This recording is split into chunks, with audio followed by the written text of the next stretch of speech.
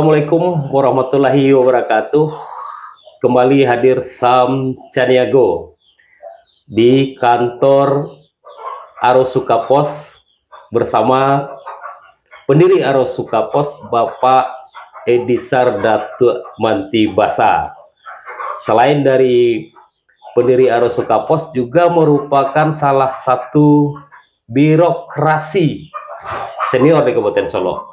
Titian karir jabatan beliau mulai dari staf di bidang pemerintahan sampai di penghujung pensiun beliau menjabat sebagai PLT Sekda Kabupaten Solo. Ya, selamat siang Pak. Selamat siang. Ya, hari ini kita ingin bincang-bincang ke depan melihat dinamika perpolitikan di Kabupaten Solo dan Sumatera Barat.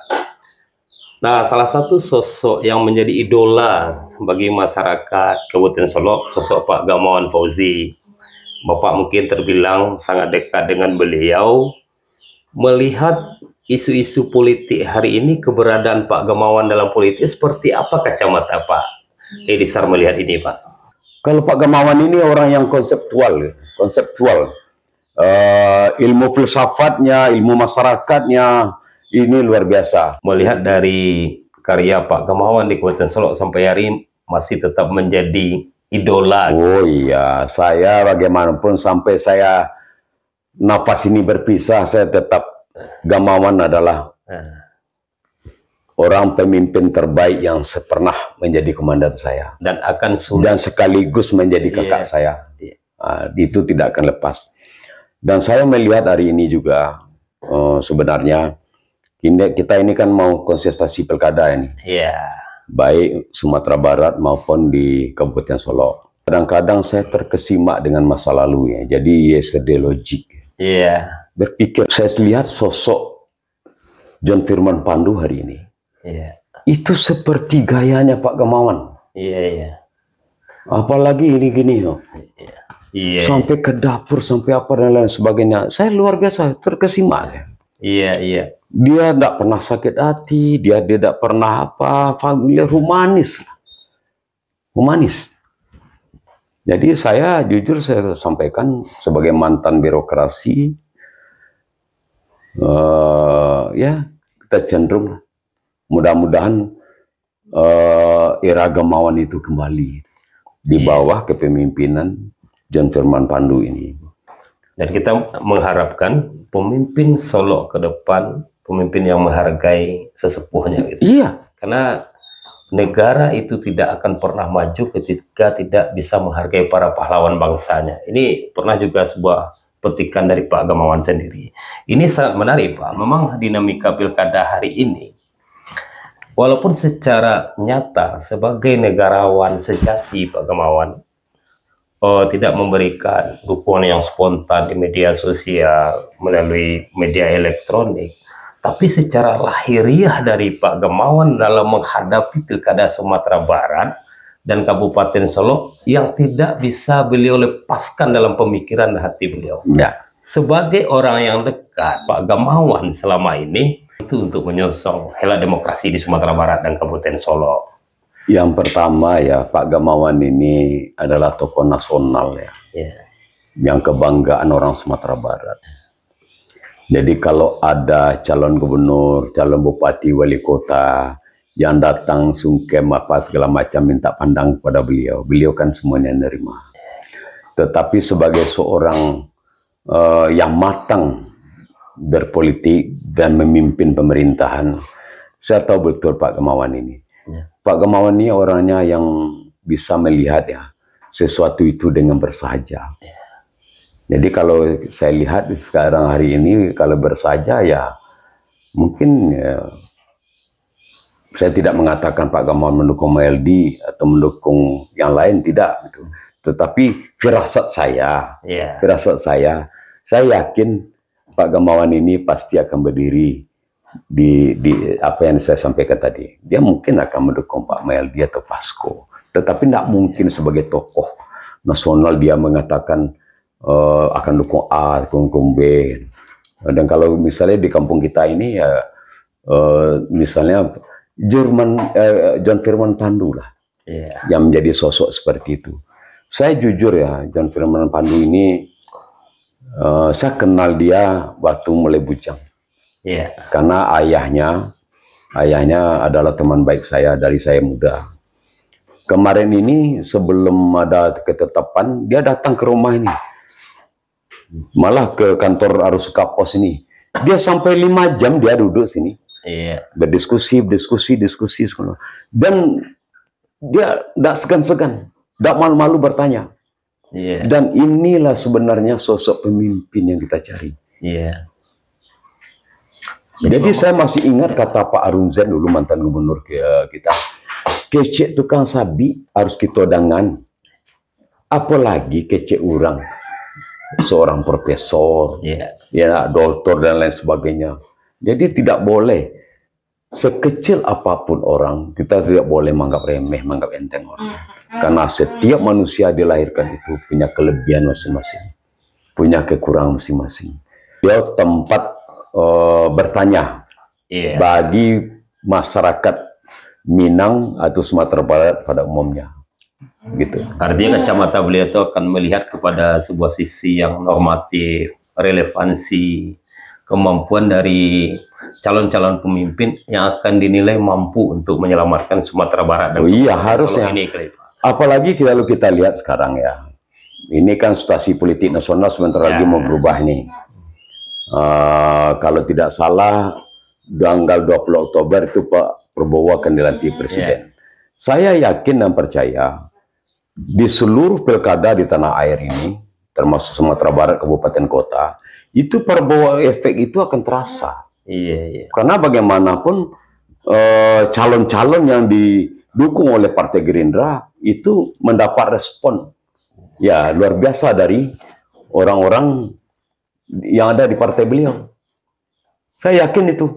Ini yang cukup menarik ingin kita kupas hari ini ya Pak. Yang pertama sekali, Pak Edisar munculnya baru dalam minggu ini dalam menyatakan suatu sikap politiknya. Baik untuk calon gubernur dan juga untuk calon bupati Kabupaten Solo. Ini lagi viral-viral karena Pak Edisar muncul secara terang-terang udah mendukung John Firman Pandu Chandra dan Mahyildi Vasco. Ini kajian ini selain dari efek Pak Gamawan tadi secara gestur ya, apakah ada pengkajian-pengkajian lain, perbandingan dari arah mimpi-mimpi dari para kandidat ini Pak sebagai di pemerintahan ini, seperti apa kacamata Pak Edisar melihat ini? Ya, saya sebenarnya ya memang tidak muncul tiba-tiba, tetapi dengan segala pertimbangan secara psikologi. Makanya saya kemarin ini wait and see political. Saya mengamati bagaimana siapa yang calon gubernur, siapa calon bupati di Solo ini. Kemudian saya analisa, kemudian saya pertimbangkan dan lain-lain sebagainya. Barulah saya menentukan pilihan. Kenapa saya memilih Buya, Mahyildi dan Vasco? Itu menurut saya inilah yang akan bisa membawa Sumatera Barat ke depan. Ya kan? Apalagi didampingi oleh anak muda yang namanya Vasco Saimi ini adalah multi talenta. Beliau ini adalah salah satu pengurus DPP Partai Gerindra, pengusaha muda, YouTuber dan lain sebagainya yang punya akses yang luar biasa ke situ. Pendidikan UI gitu ya? Iya, luar biasa. Kemudian Buya Mahyildi ini sudah mencoba jadi gubernur. Saya melihat seperti terjangnya di waktu jadi wali kota. Kemudian saya sering waktu masih aktif rapat dengan beliau, duduk di sebelah. Kemudian bupati yang lain duduk di sebelah, semua macam banyak ide-ide dan lain-lain. Kesabaran beliau dalam menangani masalah-masalah. Saya tidak mengecilkan arti ya. Bahkan bagaimanapun, misalnya contoh Pak Epe Adiasda itu teman baik saya. Tetapi 5 tahun kemarin atau sejak beliau saya pendukung utamanya. Beliau maju jadi gubernur. Jadi kalau menjadi gubernur tentu kita tidak berpikir lagi secara privat ya, tetapi tentu berpikir secara global. Yang kira-kira yang bisa mengangkat dan memajukan Sumatera Barat ke depan. Di sisi lain, kenapa saya memilih John Pandu misalnya? John Pandu ini adalah anak muda yang sebenarnya ditempa. Saya tahu betul bagaimana didikannya dari kecil sehingga remaja, dewasa. Malah waktu dia mulai pulang dari Jakarta, saya tahu betul bagaimana dia ditempa gitu. Kemudian pengalaman beliau menjadi anggota DPRD, kemudian ketua DPRD, dan sekarang jadi wakil bupati. Dan itu modal yang cukup sebenarnya untuk menjadi masuk ke dunia birokrasi. Nah, kalau calon yang dua lagi, ini maaf, saya jujur saya katakan, karena ada adinda-adinda kita yang lain, ada Ibu Emiko misalnya, yang selama Pak Bupati Pak Epi Ardi menjadi ketua PKK, beliau mendampingi. Kemudian yang namanya Budi Global sama Kobal, misalnya, itu kan adik-adik saya juga. Tapi untuk saat ini, Mayaldi Pasco, John Firman Pandu, dan Chandra itu adalah yang terbaik saat ini untuk memimpin Sumatera Barat dan memimpin Kabupaten Solo. Apakah ini juga menjadi bagian Prabowo efek yang sebentar lagi akan dilantik presiden untuk kepentingan Kabupaten Solo dan Sumatera Barat? Dengan dilantiknya Pak Prabowo 20 Oktober, sedangkan pilkada itu akan dilaksanakan 27 November. Ini akan terjadi secara sosiologi ya, secara psikologi. Prabowo efek ini akan mempengaruhi suara pemilih masyarakat Sumatera Barat maupun di Kabupaten Solo. Karena orang tentu akan memilih yang dicalonkan oleh partai pemerintah. Yang notabene Pak Prabowo adalah ketua umum Gerindra. Jadi tentu yang lain-lain mengikuti. Apa yang terjadi? Orang tentu berpikir. Kalau kita tidak mendukung yang dicalonkan Gerindra ini, jangan-jangan nanti untuk pembangunan Sumatera Barat, pembangunan kabupaten kota, termasuk Solo, ini akan ketar-ketir. Dari mana sumber? Kalau PAD Solo ini 1,2 triliun, itu 70%, 68% itu sudah menjadi belanja pegawai. Untuk apa? Bagaimana Solo bangun? Calon Gerindra, Firman Pandu ini maju menang, Mayaldi Pasco menang, gampang mengait duit yang ada di pusat. Bisa lewat kadernya, bisa lewat lain-lain, dan tambah lagi ketua DPD Gerindra Sumatera Barat, Andre Rosiade, anggota DPRD juga. DPR RI ya? DPR RI. Sekretaris fraksi malah sekarang. Itu luar biasa. Kemudian ada Fadlizon, ada yang lain-lain. Orang-orang yang hebat-hebat di Jakarta itu bisa membantu. Dan saya mengetahui bahwa apa yang dilihat oleh Pak Andre Rosiade ini, saya kenal ini karena ayahnya teman saya ini. Beliau itu ada pembangunan pasar Kota Padang, Bukit Tinggi dan lain sebagainya. Itu lewat tangan bantuan Andre. Tambah lagi flyover ini. Sekarang udah tanggal 7 kemarin udah tanda tangan nih. Iya kan? Itu luar biasa. Bertambah lempeng nggak? Untuk bagaimana kemajuan Sumatera Barat dan kabupaten kota yang tumbuh hari ini. Memang kita lihat Prabowo itu, Sumatera Barat itu boleh dikatakan mungkin kampung halamannya yang kedua setelah tanah kelahirannya, Pak. Karena kita melihat tokoh-tokoh Minangkabau, pahlawan-pahlawan Minangkabau itu tidak bisa dilepaskan dalam pembangunan negara sampai hari ini. Hadirnya John Pandu, Chandra, yang keduanya koalisi PKS, tambah lagi mungkin kalau untuk di provinsi tambah lagi Demokrat, yang dulu Pak Mulyadi, itu kan tokoh besar semua di ranah Minang. Dulu mereka ini berkompetisi, Pak. Gerindra, PKS, Demokrat ini sama-sama memiliki tiga calon waktu pilkada kemarin. Almarhum Nasrul Abid, Bang Mulyadi, termasuk berkompetisi dengan Mayaldi. Hari ini ketiga tokoh ini sepakat loh Pak untuk mendukung Mayaldi Pasco. Ini sebuah kekuatan yang sulit juga kita rasa. Tapi kalau saya melihat perpolitikan Sumatera Barat ini memang luar biasa juga. Tapi menurut saya ya, ini feeling politik saya, Yang piawai itu sebenarnya Andre Rosiade. Andre Rosiade. Dia melihat betul bagaimana sosok Buya ini harus diangkat dan digandeng dengan Gerindra. Dicari namanya Pasko. Saya yakin Andre ini melihat bagaimana peluang-peluang Maeldi ini menjadi menjabat gubernur sekali lagi. Padahal dulu Andre salah satu seorang yang betul-betul kritis demi Sumatera Barat ketika Buya memimpinnya. Tapi hari ini kita lihat Andre ada sebuah pengakuan, kita lihat bagaimana Buya sebagai seorang pemimpin dikritisi, bahkan itu ada yang di luar batasan dikritisi. Tapi Buya juga hal-hal yang baik dari kritik Andre itu juga dilakukan pemenang untuk Sumatera Barat. Ini menjadi salah satu indikator barangkali, Pak. Ya, itu kalau saya melihat begini, Buya ini adalah ketika diukur elektabilitasnya terlalu tinggi. Jadi siapapun saat ini sulit mengalahkan dia. Sulit. Kita bisa lihat saja nanti. Di mana-mana kalau kita jalan ke Padang ya, dari pelosok-pelosok kita jual saja Buya Meldi, apalagi nih lagunya enak sekali hari ini. Saya suka lagu itu. Ini siapa itu yang bikin lagunya? Meldi Pasko ini luar biasa kan? Nah, dan itu jujur saya katakan, setajam apapun Meldi dikritik, dia tidak pernah malas. Dia sama dengan pendahulu Irwan Praetno. Irwan Praetno itu teman saya di SMA.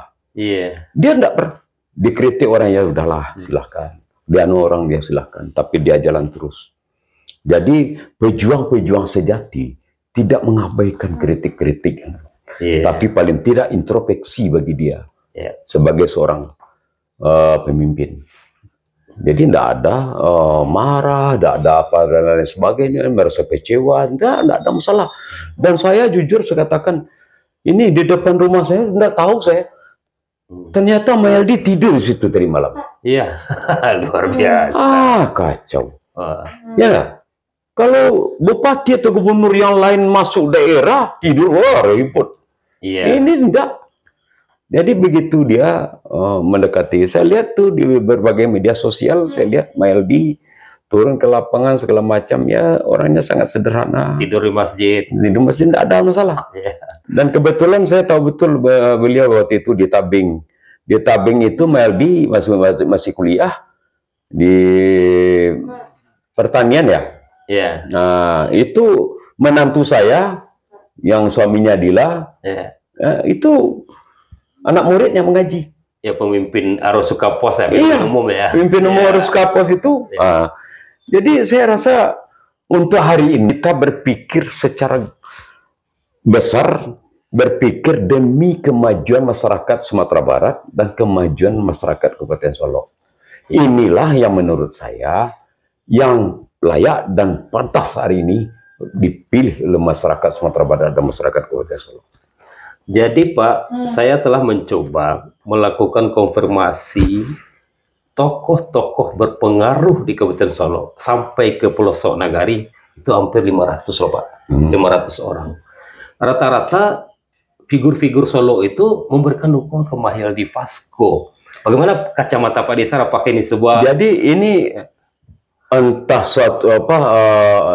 sesuatu yang luar biasa hari ini saya rasakan. Saya biasanya setiap pilkada ya, itu berbenturan dengan banyak pihak, banyak tokoh. Dengan Pak Gusmal, dengan Batul, dengan Pak Samsul Rahim, ya kan? Tapi hari ini, alhamdulillah, seluruh tokoh-tokoh itu bersatu mendukung sosok, ya kan? Maeldi Pasko dan John Fernando Sandra. Saya jadi tanya-tanya.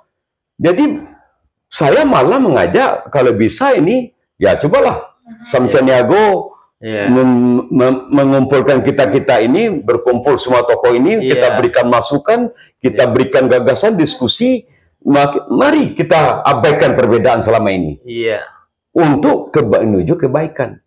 Jadi orang yang besar itu tidak ada sama sekali karena kepentingan kita yang sama, sayang dengan Sumatera Barat, sayang dengan Kabupaten Solo, mari kita bersatu. Nggak ada masalah.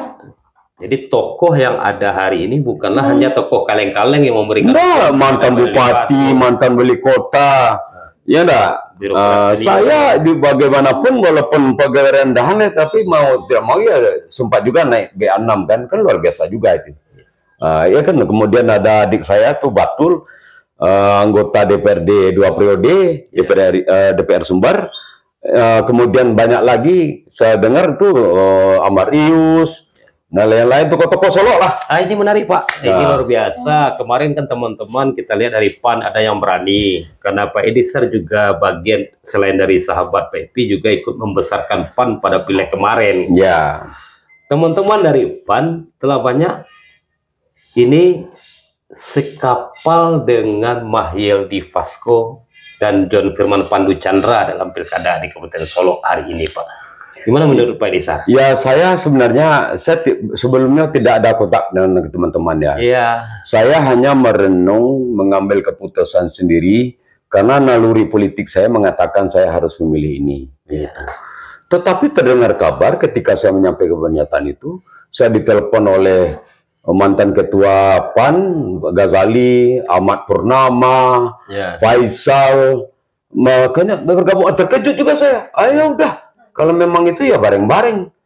Saya tidak tahu apa penyebabnya. Tentu alasannya berbeda-beda di antara kita ini.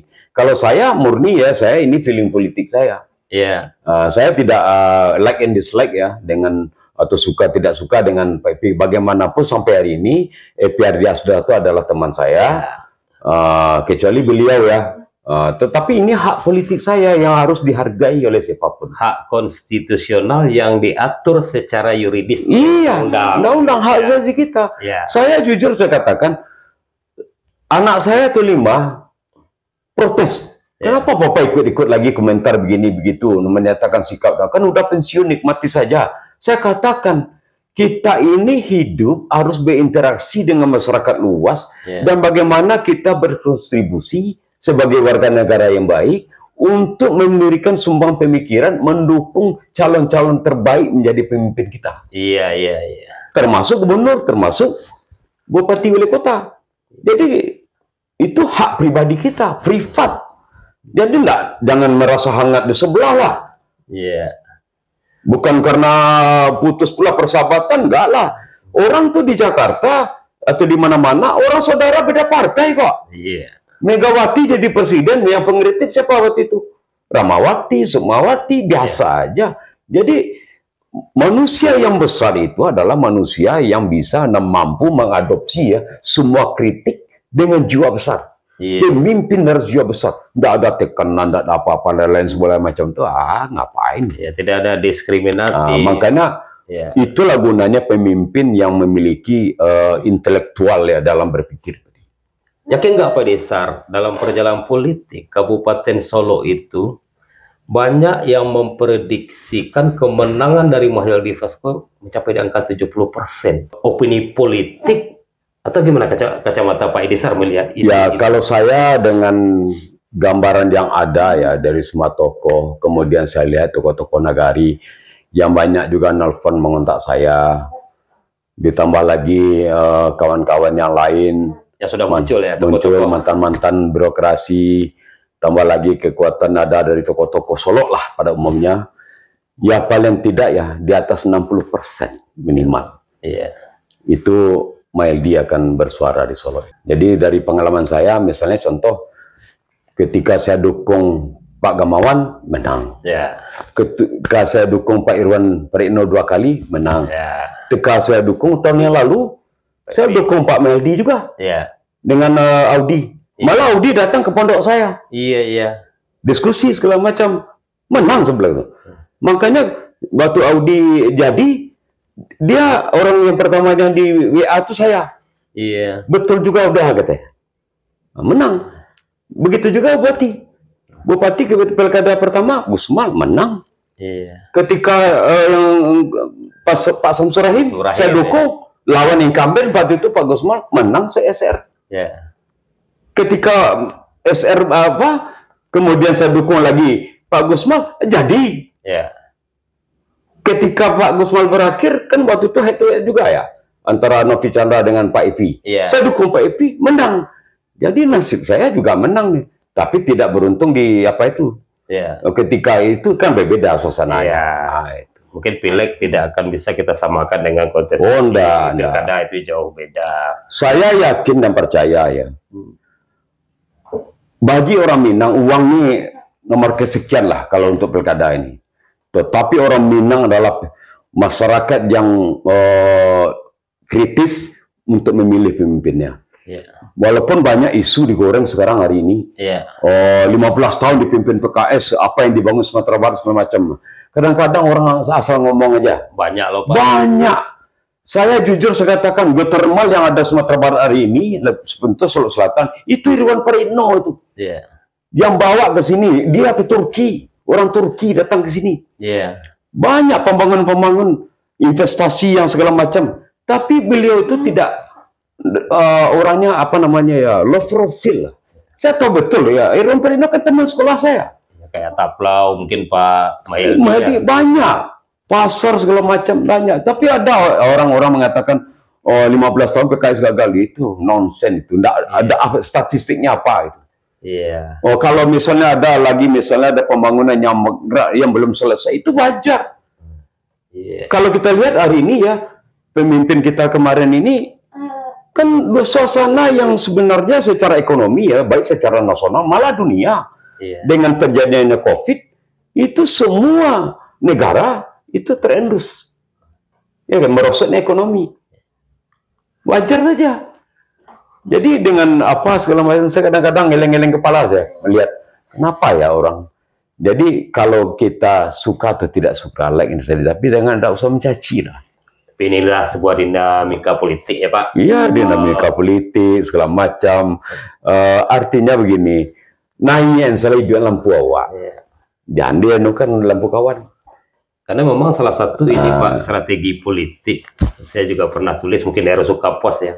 Attacking campaign. Yang kedua tuh ada negatif campaign, black campaign. Tapi satu sisi hari ini black campaign itu kita rasa bukan politik yang lebih menguntungkan untuk calon. Enggak. Jadi orang ya, saya melihat ya, saya amati ya. Buya Meldi ini dicaci sekalipun, tapi dia tidak bergeming. Jadi bagi saya, inilah pemimpin yang sejati. Ini jujur, dikritik di apa di media sosial dia tidak pernah malas. Ditambah lagi, saya lihat Pasko. Kalau Pasko ini seangkatan dengan anak saya, lahir 86. Tapi di wawasan dia, cara dia bicara, memberikan magnet yang luar biasa ya, khususnya bagi generasi muda yang ada di Sumatera Barat ini luar biasa. Santun, santun, punya etika, kemudian dia punya aksi yang luas. Ya boleh dikatakan ini anak muda yang multi talenta. Jadi luar biasa. Kita tidak mengartikan, tapi dimanapun saya melihat kemarin ini, misalnya Muhammadiyah Sumatera Barat mendukung Vasco, dia aktivis juga. Ya, anak-anak UNP. Dia aktivis dari dulu. Dia pernah di Golkar, MKGR, saya juga dulu pernah di Golkar, ada MKGR, ada Kusgoro dan lain sebagainya. Dia masuk ke lembaga itu. Itu kawal cakra di muka. Dari situ dia ke Gerindra, malah dekat dengan Pak Dasko ya, Dasko Ahmad, kemudian dekat dengan Purwono.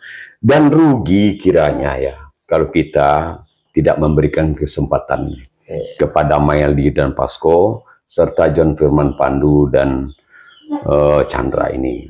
Mungkin sedikit Pak di penghujung kita lihat, ini cukup udah panjang dialog kita pada siang hari ini. Sebelum kita closing, mungkin ada satu pesan kesan kepada pemirsa kita ya dari Pak Edi Sari, dipersilakan. Ya, saya hanya berpesan begini. Kita memilih sesuatu, pergunakan hati dan pikiran. Jangan pergunakan emosional, jangan pergunakan secara yang tidak sehat.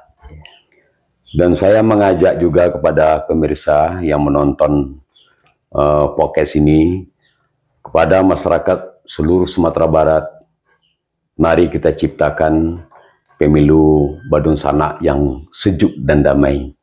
Apalagi di Kabupaten Solok juga begitu. Tagline sejuk dan damai ini adalah sesuatu yang dirindukan oleh seluruh masyarakat, baik yang ada di Sumatera Barat maupun yang ada di Kabupaten Solok. Rindu suasana yang baru. Terima kasih. Ya, baiklah pemirsa, itu dialog kita bersama salah satu birokrat seniornya Kabupaten Solok yang tidak asing di Solok Raya ini ya, Pak Edisar Datuk Manti Basa. Baik di kalangan pegawai negeri, di kalangan tokoh-tokoh adat, bahkan sampai masyarakat di seluruh nagari di Kabupaten Solok dan juga di Solok Raya. Jadi salah satu edukasi yang bisa kita petik dari dialog hari ini adalah tingkat kesabaran pemimpin. Seperti mungkin beliau sampaikan, saat Buya itu dihina, belum tentu orang yang menghina Buya lebih tinggi derajatnya dari Buya. Saat Buya direndahkan, Buya Meldi direndahkan, belum tentu derajat orang itu dia lebih mulia dari sosok Buya. Nah, secara warga Kabupaten Solo yang dikenal di Sumatera Barat ini memang orang-orang yang kritis, orang-orang yang lebih terbuka. Maka dari sederetan tokoh-tokoh Kabupaten Solo hari ini lebih memilih tidak mendukung putra daerahnya. Ini beberapa faktor yang telah melalui kajian-kajian, pengalaman, pergaulan, intelektualitas kepemimpinan, etikabilitas, moralitas, bagaimana harkat Kabupaten Solok dari kondisi hari ini. Barangkali kalau untuk masyarakat Solok mungkin kita tidak akan mengupas hal seperti ini. Tapi ini merupakan sebuah pertanda. Angka kemenangan Mahyildi Vasco 60-70% di Kabupaten Solok ini bukanlah sebuah isapan jempol belaka kami rasa. Karena keberadaan tokoh-tokoh yang ada bukan tokoh yang kaleng-kaleng seperti bazar-bazar media sosial yang baru masuk ranah politik, pakai akun bodong, menghina para tokoh. Dan ini akan semakin meningkatkan dari popularitas Buya di Kabupaten Solok. Barangkali itu sebuah edukasi hari ini. Nantikan Sam Caniago bersama tokoh-tokoh berpengaruh lainnya di Kabupaten Solok. Kami akhiri. Assalamualaikum warahmatullahi wabarakatuh. Waalaikumsalam warahmatullahi wabarakatuh. Terima kasih Pak.